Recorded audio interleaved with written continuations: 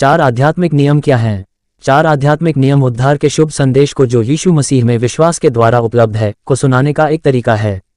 ये सुसमाचार में महत्वपूर्ण जानकारियों को 4 बिंदुओं में आयोजित करने का एक सरल तरीका है। 4 आध्यात्मिक नियमों में से पहला, परमेश्वर आपसे प्रेम करता है और उसके पास आपके जीवन के लिए एक अद्भुत योजना है। यूहन्ना 3:16 हमें बताता है कि क्योंकि परमेश्वर ने जगत से ऐसा प्रेम रखा कि उसने अपना इकलौता पुत्र दे दिया, ताकि जो कोई उस पर विश्वास करे वह नष्ट न हो परंतु अनंत जीवन पाए। यूहन्ना 10:10 हमें यीशु के आने के कारण को देता है, मैं इसलिए आया कि वे जीवन पाएं और बहुतायत से पाएं। हमें परमेश्वर के प्रेम से कौन सी बात रोक रही है? कौन सी वस्तु हमें बहुतायत के जीवन को पाने से दूर रख रही है? 4 आध्यात्मिक नियमों में से दूसरा, मनुष्य पाप के कारण दोषी है इसलिए परमेश्वर से अलग है। परिणामस्वरूप हम अपने जीवन के लिए परमेश्वर की अद्भुत योजना को नहीं समझ सकते हैं। रोमियो 3:23 इस जानकारी की पुष्टि करता है, इसलिए कि सबने पाप किया है और परमेश्वर की महिमा से रहित हैं। रोमियो 6:23 हमें पाप के परिणाम को बताता है, पाप की मजदूरी तो मृत्यु है। परमेश्वर ने हमारी रचना उसके साथ सहभागिता रखने के लिए की है, परंतु मनुष्य इस संसार में पाप को ले आया और इसलिए वह परमेश्वर से अलग है। हमने उसके साथ उस संबंध को बिगाड़ लिया जिसकी परमेश्वर ने हमसे रखने की अपेक्षा की थी। इसका समाधान क्या है? 4 आध्यात्मिक नियमों में तीसरा, यीशु मसीह ही हमारे पाप के लिए परमेश्वर की ओर से एकमात्र प्रबंध है। यीशु मसीह के द्वारा हम अपने पापों की क्षमा प्राप्त कर सकते हैं और परमेश्वर के साथ ठीक संबंध पुनः स्थापित कर सकते हैं। रोमियो 5:8 हमें बताता है कि परंतु परमेश्वर अपने प्रेम की भलाई इस रीति से प्रकट करता है कि जब हम पापी ही थे तभी मसीह हमारे लिए मरा।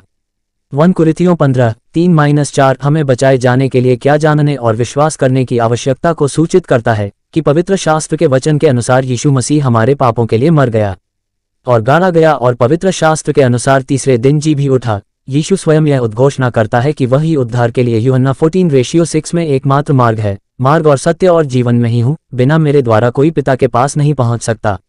मैं कैसे उद्धार के इस अद्भुत उपहार को प्राप्त कर सकता हूँ? 4 आध्यात्मिक नियमों में चौथा, उद्धार के उपहार को प्राप्त करने के लिए हमें हमारे विश्वास को यीशु मसीह में उसे अपना उद्धारकर्ता मानते हुए रखना चाहिए और अपने जीवनों के लिए परमेश्वर की अद्भुत योजना को जानना चाहिए। यूहन्ना 1:12 इसे हमारे लिए ऐसे वर्णन करती है, परंतु जितनों ने उसे ग्रहण किया उसने उन्हें परमेश्वर संतान होने का अधिकार दिया। प्रेरितों के काम शाम के 4:31 स्पष्ट रूप से यह कहती है कि प्रभु यीशु मसीह पर विश्वास कर तो तू और तेरा घराना उद्धार पाएगा। हम केवल अनुग्रह से एकमात्र यीशु मसीह में ही विश्वास करने के द्वारा बचाए जा सकते हैं। इफिसियों 2:8-9। यदि आप उद्धारकर्ता के रूप में यीशु मसीह में विश्वास करना चाहते हैं तो निम्नलिखित शब्दों को परमेश्वर से कहें। इन शब्दों के कहने मात्र से आपका उद्धार नहीं हो सकता है, केवल यीशु में विश्वास ही है जो आपको पापों से बचा सकता है। ये प्रार्थना उसमें अपने विश्वास को व्यक्त करने और आपके लिए उद्धार का प्रबंध करने के लिए धन्यवाद देने का एक तरीका मात्र है। हे परमेश्वर, मैं जानता हूं कि मैंने आपके विरुद्ध पाप किया है और मैं सजा का पात्र हूं, परंतु यीशु मसीह ने उस सजा को स्वयं पर ले लिया जिसके योग्य मैं था, ताकि उसमें विश्वास करने के द्वारा मैं क्षमा किया जा सकूं। मैं उद्धार के लिए आप में अपने विश्वास को रखता हूं। आपके अद्भुत अनुग्रह तथा क्षमा जो अनंत जीवन का उपहार है के लिए मैं आपका धन्यवाद करता हूं।